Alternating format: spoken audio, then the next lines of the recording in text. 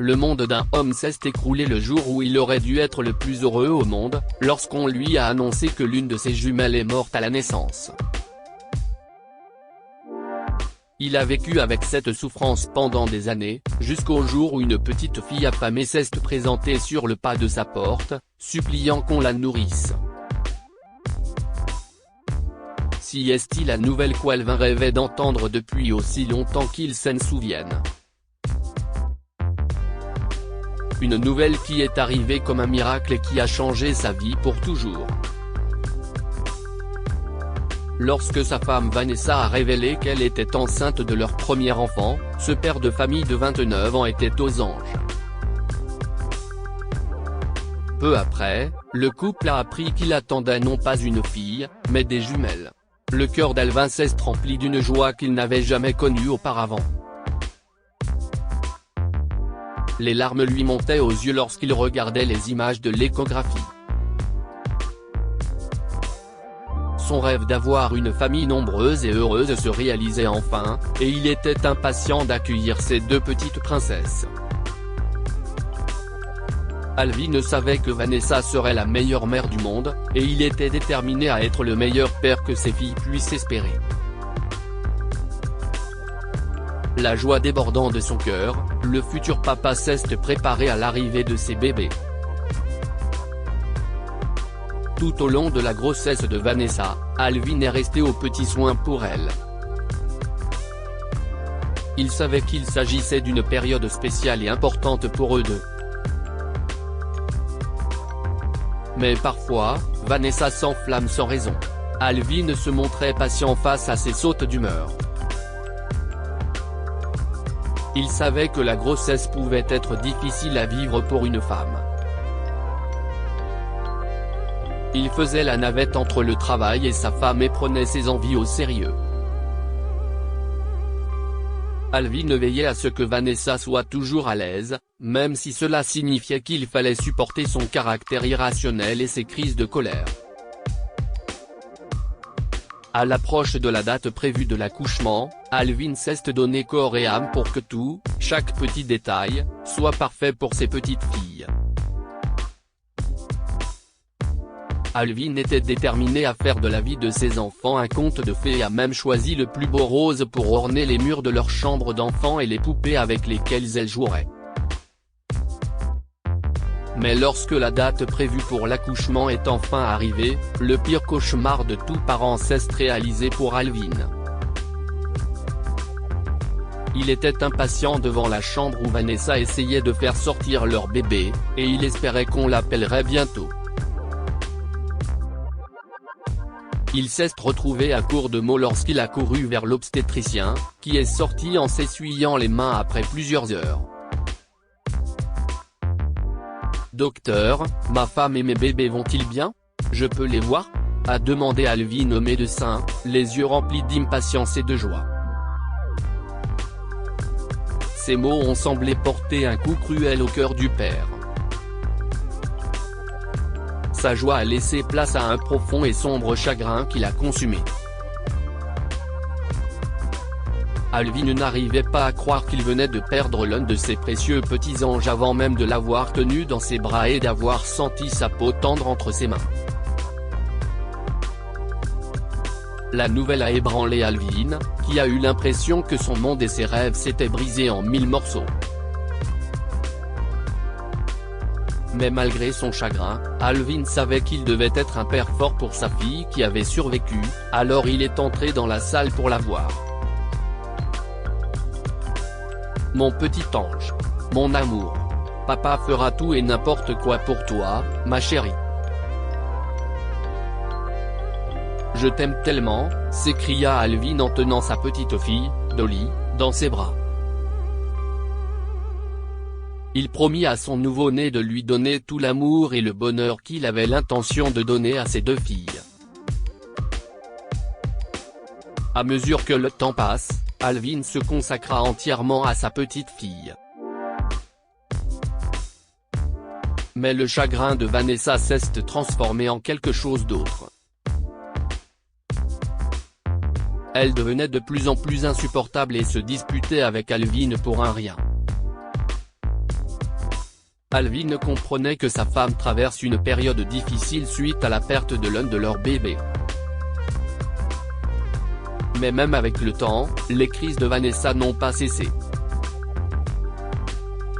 Un jour, il l'a même confrontée au fait qu'elle ne tenait pas ou ne s'occupait pas du tout de son bébé, et la fureur de sa femme a éclaté.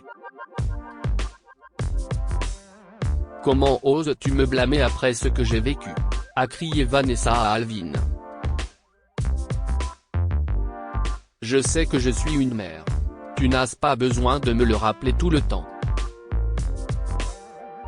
Et je ne vis pas que pour changer les couches du bébé et lui chanter des chansons pour l'endormir. J'ai besoin d'une pause, et je veux que tu comprennes que porter des jumeaux pendant 9 mois n'a pas été facile pour moi. Le moins que tu puisses faire est d'arrêter de me harceler et de me laisser me reposer. » Alvin était sidéré. Comment Vanessa a-t-elle pu ne pas voir que nous traversons tous les deux la même épreuve ? Se demanda-t-il. Comment peut-elle ne pas comprendre que si est une période très délicate pour notre bébé ? Alvin avait envie de crier et de craquer, mais il a préféré respirer profondément et prendre son bébé pour l'endormir dans la chambre d'enfant. Les mois se sont transformés en années, et Dolly a grandi rapidement. Alvin aimait regarder sa petite fille rire et jouer, et il faisait tout pour qu'elle reste toujours souriante. Cependant, il y a toujours quelque chose qu'il ne peut pas lui donner, l'amour et l'attention d'une mère. Tandis qu'Alvin assumait son travail et les responsabilités liées à l'éducation de son enfant, Vanessa passait son temps à faire la fête au pub avec ses amis, négligeant sa part de responsabilité. Elle ne s'adressait à Alvin que lorsqu'elle avait besoin de son argent ou de sa carte de crédit et restait à peine à la maison ou s'occupait de leur fille. Avec le temps, le mariage d'Alvin a commencé à s'effondrer et il s'est toujours retrouvé seul avec sa fille. Il souhaitait ardemment que Vanessa soit la mère dont leur enfant avait besoin, mais sa femme ne semblait pas vouloir faire partie de la vie de Dolly. Alvin espérait que Vanessa se rendrait bientôt compte de ses erreurs et se remettrait sur la bonne voie. Mais rien ne changeait. Alvin se força à supporter l'arrogance de sa femme pour le bien de sa fille, car il savait que Dolly aimait sa mère. Un jour, après avoir déposé Dolly à l'école maternelle, Alvin est rentré chez lui pour travailler sur un projet sur son ordinateur lorsqu'il a entendu frapper fort à la porte. Vanessa n'étant pas à la maison, il pensa que c'était elle. Mais lorsqu'il a ouvert la porte, il a vu une petite fille qui était le portrait craché de sa fille, debout sur le seuil de la porte. Alvin était abasourdi. Il n'arrivait pas à croire ce qu'il voyait et était ébranlé jusqu'au plus profond de lui-même. Il se souvint qu'il venait de déposer Dolly à l'école et qu'il était impossible que sa fille porte des haillons et ait l'air si sale. « Je ne t'ai jamais vu dans le coin. Qui es-tu » demanda Alvin à la petite fille qui le regardait, impuissante, avec de grands yeux gris remplis de larmes. « Je m'appelle Lia. Je ne suis jamais venu ici avant, » a dit la fillette. Je faisais du porte-à-porte pour mendier de la nourriture et je suis venu ici pour vous demander si vous pouviez me donner quelque chose à manger. J'ai faim. Il décida donc d'aller au fond des choses et de découvrir ce qui se passait vraiment et qui était cette fille. Écoute, Lia, je te donne 100 $ si tu me conduis à tes parents, a dit Alvin à la jeune fille en sortant des liasses de billets de son portefeuille. 100 $? Tu vas me donner l'argent pour de vrai? S'exclama la jeune fille. Oui, mais avant cela, je veux que tu m'emmènes chez toi pour rencontrer tes parents. monte dans ma voiture. Lia accepta et conduisit Alvin jusqu'à sa maison située près d'une décharge, assez loin du quartier. Son cœur se serra lorsqu'il entra dans la maison de la jeune fille. Une odeur désagréable d'alcool l'a accueilli, et l'odeur de la cigarette a envahi l'air de la petite maison miteuse. Alvin vit la mère de la jeune fille allongée sur le canapé, toussant et sifflant, et à sa grande surprise, un autre petit garçon nommé Alan était assis au chevet du lit.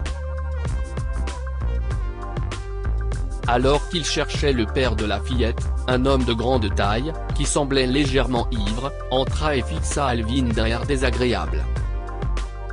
« Qui êtes-vous » s'emporta l'homme. « Si avoue que je suis censé demander cela, monsieur », lui lança furieusement Alvin. L'homme s'est mis à hurler après Alvin, lui demandant de ne pas se mêler de ses affaires, et a même admis qu'il n'était pas le père biologique des enfants. « Ma femme et moi les avons adoptés. Grâce à moi, ces orphelins ont maintenant un toit. Je les ai nourris et élevés. Je leur ai donné une famille et une protection. Au diable vos questions et sortez de chez moi, idiot », hurla l'homme à Alvin. « Ah bon ? Tu les as adoptés pour qu'ils mendient dans les rues pour se nourrir ?» s'est exclamé Alvin. L'homme a alors menacé d'appeler la police pour s'être introduit dans sa maison si Alvin ne sortait pas. Alvin est parti en claquant la porte alors que plusieurs pensées commençaient à hanter son esprit. La ressemblance troublante de la jeune fille avec sa fille le préoccupait beaucoup. Alvin a soupçonné que cela avait un rapport avec la naissance de ses jumeaux il y a quelques années et s'est empressé de rentrer chez lui pour confronter sa femme. Jamais Alvin n'aurait pu imaginer la vérité choquante qu'il était sur le point de découvrir. « Mais comment expliques-tu cela, Vanessa ? J'ai vu cette fille de mes propres yeux. Elle ressemble à notre fille Dolly. J'ai du mal à les différencier. » Alvin a immédiatement appelé sa femme à la maison et lui a demandé des explications. Elle a tenté de le raisonner en lui disant que la ressemblance de la jeune fille avec leur fille n'était qu'une coïncidence. Mais Alvin refusa de se laisser convaincre, même si c'était le cas. Comment se fait-il que cette fille a 6 ans, comme notre fille ? Elle a même la même couleur de cheveux et de grands yeux gris comme Dolly. Comment est-ce possible ? A demandé Alvin. J'ai toujours redouté d'avoir des enfants parce que je ne voulais pas gâcher ma vie. Mais je l'ai fait pour toi parce que je n'avais pas le choix.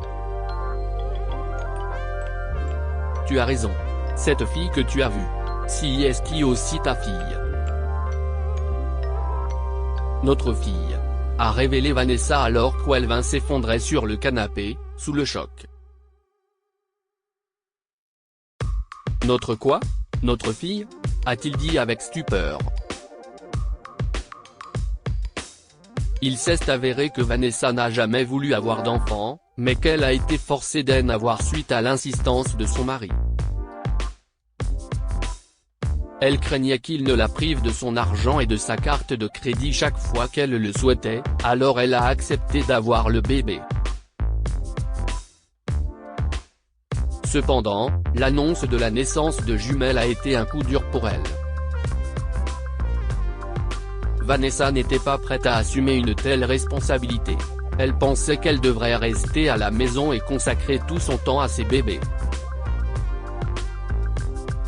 Si est alors qu'elle a échafaudé un plan pour ne garder qu'un seul bébé et continuer à faire la fête avec ses amis. Si est ainsi qu'un jour, lors d'un rendez-vous alors qu'elle était très enceinte, Vanessa a soudoyé son médecin pour qu'il dise à son mari que l'une de leurs jumelles était morte pendant l'accouchement. Bien que le médecin ait été réticent au départ, il a accepté après avoir vu les liasses de dollars que Vanessa allait lui offrir en échange de ce mensonge. Lorsque Vanessa a accouché peu après, elle a réussi à tromper son mari avec l'aide du médecin. Alvin a cru sincèrement que l'un de ses jumeaux était mort à la naissance, alors qu'en fait, le bébé était né en pleine forme et avait été placé en adoption fermée. Comment as-tu pu? Espèce de monstre.